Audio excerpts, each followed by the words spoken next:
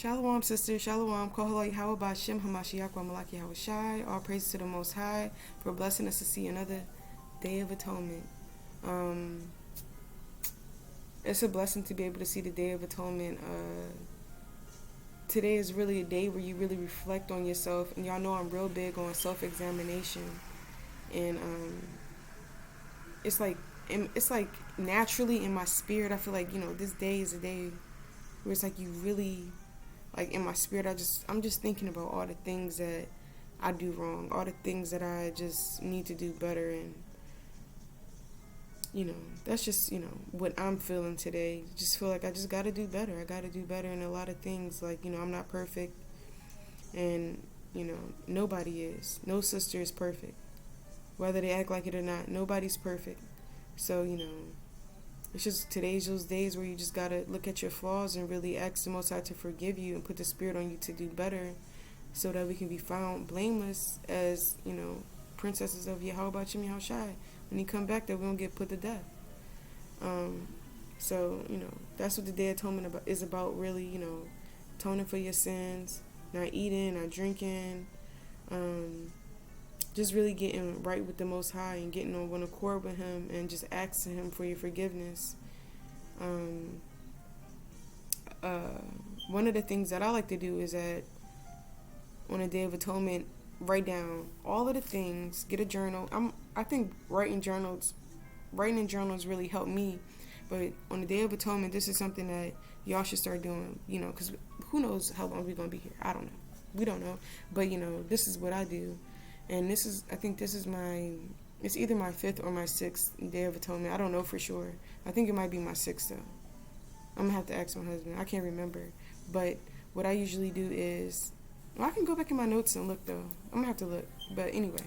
But what I usually do is I write down in a journal all of the things that I need to work on, and what I'm asking the Most High for forgiveness on. And then the next Day of Atonement or that next Passover or whatever day, whatever High Holy Day. Who is that? Huh? Yeah. Or whatever, High Holy Day, that day, whether it's Passover or the Day of Atonement, I always go back and look and say, okay, look, well, I need to work on this, and the third. I need to work on that. Or, okay, all praises, call out Yahweh Shem Yahshai. I overcame that problem. And once I put the Spirit on me to do better, okay, yeah, you put the Spirit on me to do better in this situation too. I feel like that helps when you go back and look at the things that you wrote down that you needed to work on, just to see your growth, to see, pretty much to really dig in deep so you can be found blameless when Yahweh Shem Yahushai come back. So, and I feel like it's good to write everything down. Everything's always written down, in the scriptures. Everything was written down. So you gotta write this stuff down so you can go back and look at it. So pretty much that's something to think about, to do today. If you got time, go ahead and examine yourself and write down all the things that you need to work on. Then 2 weeks from now or a week from now or next Day of Atonement or next Passover or however, whatever, give yourself a period of time and then go back and look at it and say, well, am I still dealing with this problem? Maybe I need to fast on it. Maybe I need to just give myself over to praying nonstop about it, that this one day, I'm going to take off and I'm going to really try to get myself together with this one situation that I'm dealing with so you can be found blameless, if y'all understand what I'm saying. But that's pretty much, to sum up how I feel like you should handle your Day of Atonement, mourning, crying, and just asking the Most High for forgiveness, and also thanking Yahweh Shem Yahushai for even allowing us to participate in the Day of Atonement, because we could be in a world, could be nigga women, we could be doing anything right now, but right now we keeping the Day of Atonement.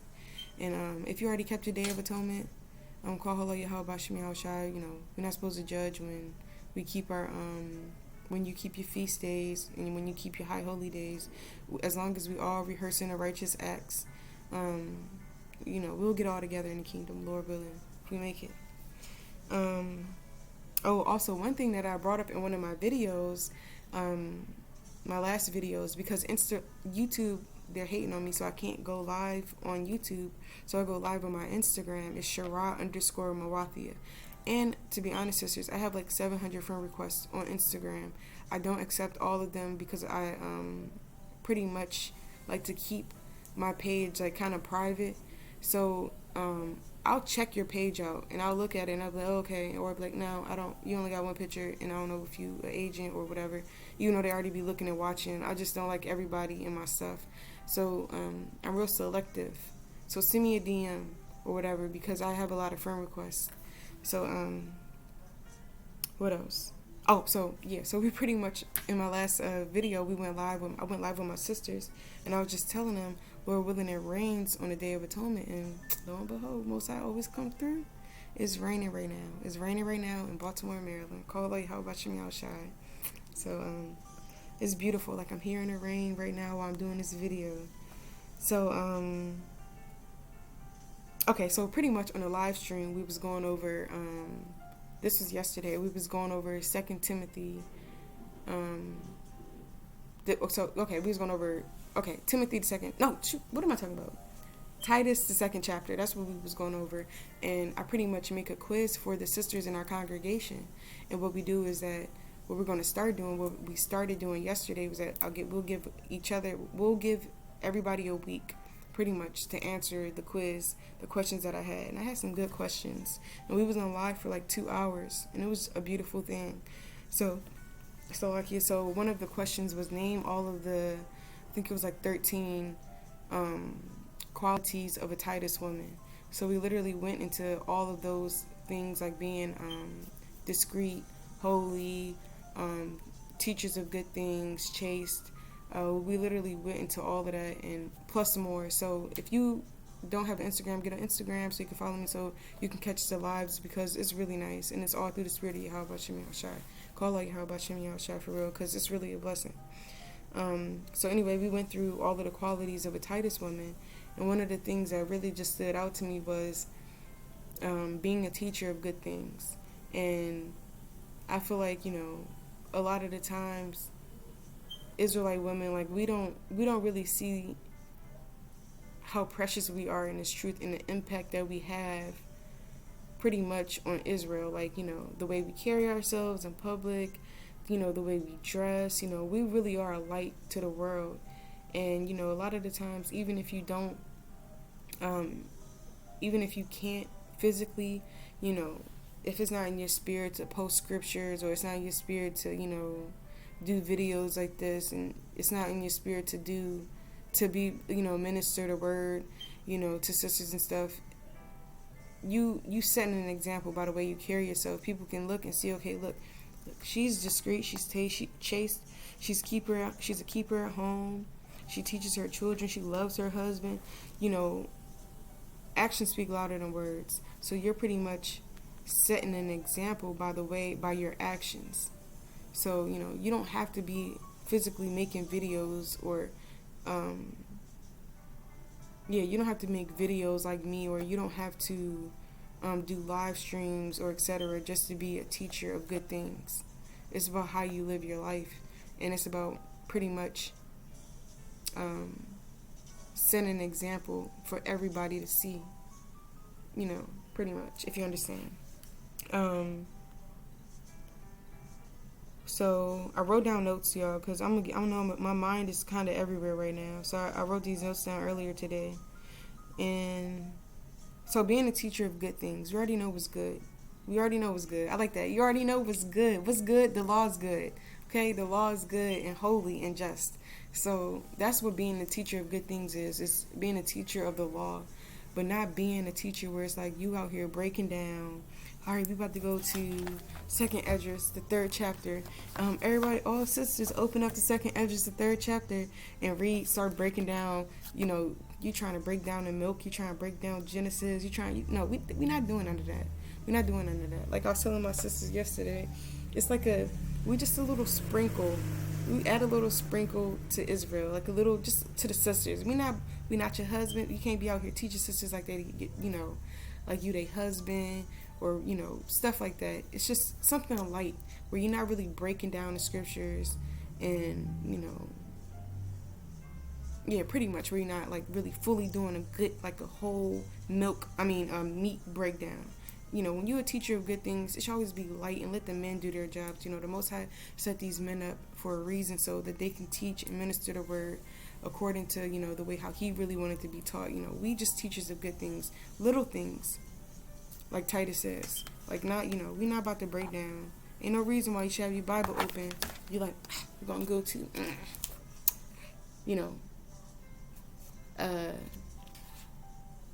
second Edges and first Edges and break this, that, in the dirt. No, we're not doing that. All right? Just keep it real light. Keep it real light. Keep it real short. Keep it real modest. Keep it moving, pretty much. Okay? And also giving yourself over to prayer and the ministry. So if you want to be a teacher of good things, you have to give yourself over to prayer. Over to prayer constantly. Like I always tell sisters, look, go set your alarm on your phone every hour if you can pray. That's really being a teacher of good things, is, praying, and then your kids see you praying and they see that example, and then you get your kids praying, stuff like that. And even if you don't have kids, you still being a teacher of good things, because pretty much how can I put this? Because pretty much it's like the prayers that you, how can I put this, y'all? Even if you're still praying, you're still being a teacher of good things. Pretty much. That's all I'm going to say. If you understand what I'm saying. So, so giving ourselves over to prayer and in ministry. So even if you pray, you're still being a teacher of good things.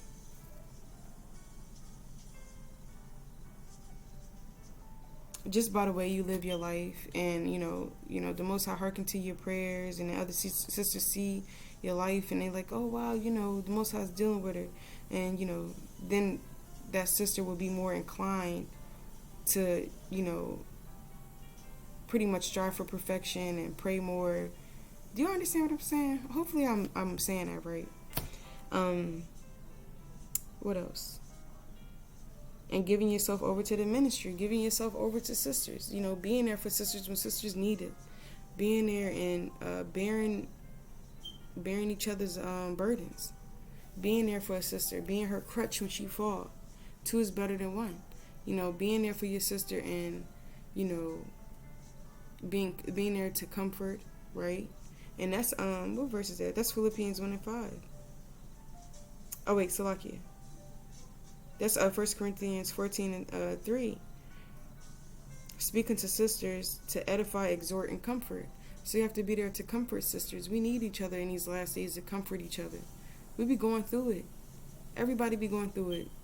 Everybody that watches this video that's in the truth, you be going through it. Whether it's physically or whether it's spiritually. Like the brothers just bringing out, like the Most High is a man of war. Physically and spiritually. So we all got to go through that battle. We all got to go through that spiritual warfare. It wouldn't be right. It wouldn't be right if we didn't. So, that's just one of the things that the Most High, we got to go through. It's like, this is how I was thinking about it. I was thinking about it like this today, like, okay, because I seen this post on Instagram, and Yahushua was getting crucified, and it was just making me think, like, it's crazy because it's like, this is how I look at the Most High and everything, like this whole truth and everything, like this is how I look at it. Like, it's kind of like the Godfather, like the Most High, he got, his son, he got his angels around, he got his angels, he got his shooters with him. The angels are the shooters. He got his son. You go tell your son, go take care of this, that, and the third. Go do this, that, and the third. From the very beginning, that's what Yahushua was doing. Then he created, those souls from the very beginning, those righteous souls. And Lord willing, we're those souls. And, he got his angels around us. He, Most High sent his angels, his shooters around us. So when things pop off, our angels protect us because we keeping the commandments. But it's like it's like we got to get initiated into the kingdom. You know how like in mafias and gangs, you got to get jumped into the kingdom. You got to get jumped. So like you got to get jumped into joining the either that mafia or the gang, or to be a part of that family, hey, you gotta get spiritually. You spiritually gotta get your ass whooped to be a part of the kingdom. You gotta go through trials and tribulations to get in the kingdom. The Most High is going to give you situations that you're going to have to go through, whether it be physical or spiritually, just so you can get through the kingdom. Right? So that's why it says, when you at your last estate, what does it say? Take thee cheerfully. Take it cheerfully. When you brought to a low estate, take it cheerfully. Why? Because look, that's an honor. It's an honor and a blessing. Because that's the Most High dealing with you. When the Most High chastising you. Just like if you was in a gang, you getting stumped out because you about to be a part of that, that gang. Most High stumping you out. But you got to be like, oh, the water, how about you? I'm going to make it through. Why? Because I'm going to get this kingdom. Because I really want to be a part of this hopeful 2/3 of Israel.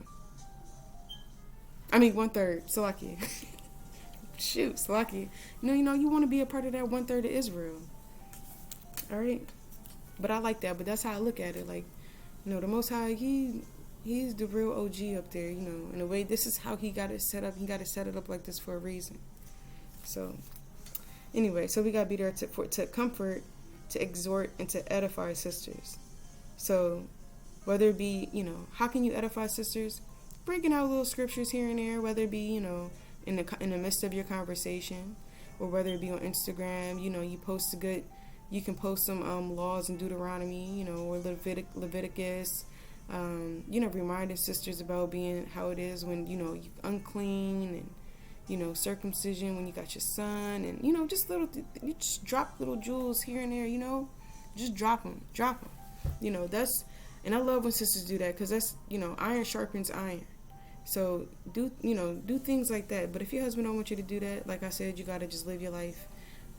Be that example, and also, exhorting sisters as well. And when you see a sister, that was going through, a lot of sisters, they put all of their information out there, what they going through, or even if you don't even know that sister, if you don't know that sister and you see she went through something, be like, look, sis, I'm proud of you. You making it through, may the Most High continue to deal with you and your family and bless you. And even if it's sisters that you're close to, always don't be shy to tell a sister that you're proud of them, because they might not hear that from anybody else. So don't be shy to tell a sister, look, I'm proud of you. I'm proud of what you're doing in Israel. I'm proud of the way that you handle your family, or I'm proud of the way that you handle this, that, and the third. You know what I'm saying? Don't be afraid to do that. Sisters need that. We need that. We need to comfort one another. We need to be there for one another. And and also this is Philippians 1:15. How some indeed preach Yahushua in strife and envy, and you don't want to be trying to be a teacher of good things, but you teach out of strife and envy. And I did that. I'm gonna be honest. I did that. It was with a sister. We was getting into it about something, but we cool now. We cool. We was getting into something, and I made a video. I was like, I can't believe she did this and the third. Something, I don't know. It was real childish. I don't even know. It's probably still on this page. It's probably still on my YouTube page. I probably didn't even delete it. But I feel like that was teaching out of strife. Looking back at that situation, that wasn't really righteous of me. That was kind of teaching sisters out of strife, because she could have watched that and been, it made things worse pretty much. And I never really even had problems with sisters, but it was like it was something about IUIC, and something happened. I really can't remember what happened. I got mad because the sister was defending what I felt like was wickedness. So but we cool now, but I should have never made the video. I feel like I was teaching out of strife. And you don't want to teach out of strife. You don't want to just post a scripture when you're going through it with a sister, like, oh, this, that, and the third, and then post a scripture. No, if you got a problem with somebody, just, tell them about it one-on-one, like the scripture says. And if they listen, you gain the sister, and if they don't, oh well, keep it moving. Like me and that sister, we talked afterwards on the phone. We good, That's how it should be. When you get into it with somebody, you call them, look, what's your number? Let's talk about this. 9 times out of 10, sisters be needing sisters to talk to anyway. Just call, talk, chat, clear it all up, okay? What else? Yeah, I think that's pretty much it. But I'm reaching my 20-minute mark, so I gotta hurry up. But okay, yeah. So pretty much, when you're a teacher of good things, people gonna know you by your fruits. People gonna know you about Salaki. People are gonna know you on how you carry yourself. When they're around you, how you carry yourself with your family, with sisters, just everything. They gonna know you by your fruits. Are you prospering? What's really going on. You can tell when the Most High is dealing with a sister, and that's really being a teacher of good things. Is when you keeping the laws, you keeping the commandments, and you living your life, righteously, and people gonna see your fruits. People gonna see your fruits. People gonna see it. People gonna see it. And one of the sisters that I love, Judith, of course. I always talk about Judith. I was reading some of Judith this morning, and I was it was just all through the spirit. I don't even know how or why I even opened up to it, but I was looking at some of Judith this morning, and I was reading how she pretty much was that sister. She was that sister. She was the it girl in Israel. She was the thing. She was popping. She was that. She was popping, pretty much. Could nobody say nothing bad about her. Could nobody say nothing bad about her. She was just it. She's that example that we should strive to be like. And she had good fruits. And it just pretty much tell you that throughout the whole entire book of Judith. And I was reading how it said that she increased more and more with honor. She increased more and more with honor. She didn't fall back, into doing some wickedness and then I'm back at it again. I'm an Israelite again. No, she increased more and more with honor. So people, even after she chopped off Holofernes' head, she increased more and more in honor. That's how you know the Most High was dealing with her. So she was still being that, that Proverbs 31 woman. She was still being that Titus woman. Lord knows what she was doing. Well, of course the Most High knows, but who knows what she was doing to really increase more and more honor. That's something to think about. What else could she have been doing? She was praying, she was fasting, she gave her life over to Yahweh Shem Yahushai. She was probably doing charity. She was probably doing she was on it. She was on it. Who knows what she was doing. But she increased more and more in honor. She passed away when she was 105. So, the Most High was dealing with her. She lived a long life. And Israel lamented Judith for 7 days. Israel was sad for 7 days when she died. That's something to think about. Like, when you pass away, our sister's going to be like, dang, that was a good sister. Like, she was a good sister. She checked on me, or she did this and a third, or she helped me in this sort of way. Our sisters going to how do you say it again? Y'all, I'm retarded. Was it laminate? Lamented? Whatever, y'all. Sisters gonna cry. Our sisters gonna cry for y'all. If you pass away, are you gonna be that sister that if you pass away, sisters gonna look back and be like, dang, she was a righteous example. That's something to really think about. You know what I'm saying? A good name is above all gold. Are you going to have that good name? You know what I'm saying? And even after she died, she broke bread with her family and her husband's family before she died. So, she was charitable. She was probably like, look, I know I'm about to pass away here. You had this, you had that. She divided it all up. She just was a charitable woman. She was honorable. She increased more and more in honor. And Judith was a teacher of good things. She was a teacher of good things. And I'm just really grateful that, that the Most High gave us her, like, as an example, because we know everything was written for a time for our learning.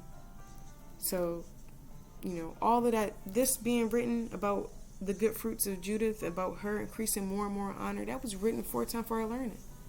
The fact that she, her husband passed away and she didn't get married again, but she gave herself gave herself over to Yahweh Shem Shai, that was written for our learning. The fact that nobody really had nothing bad to say about her, that was for our learning. Because these are all things that we need to actually look into so we can strive to be like her. So we can be that Titus woman, that Proverbs woman. Proverbs was written for our learning. Titus for our learning. These scriptures are written for our learning. So we really have to take it in, examine ourselves today on this high holy day, the Day of Atonement, and really, examine ourselves and say, look, this is going to be sad when I die. Am I doing the right thing? Am I edifying sisters? Am I exhorting sisters? Am I comforting sisters? Am I being a teacher of good things? Am I praying? Am I giving myself over to the ministry? Stuff like that, y'all. Pretty much. I think that's pretty much it. Hopefully I ain't mess this up, because y'all, I'm trying to think, did I mess this up? Hopefully y'all understood when I said,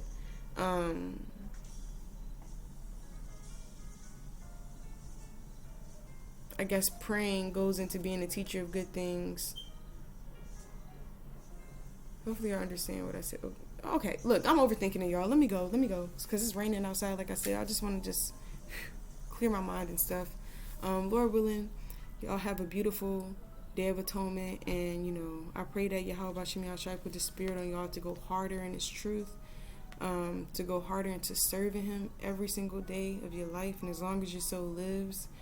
And Lord willing, I'll be back with another video soon. Like I said, add me on Instagram. Send me a DM, please. Because like I said, I got a whole bunch of requests. And I try to keep it tight. All praise to the Most High. So, Kohalo Yahweh Ba'Shem HaMashiach Wa'Malaki Yahweh Shai. And I just really pray that y'all endure. And the Most High deals with us in these last days. Alright, love y'all. Shalom.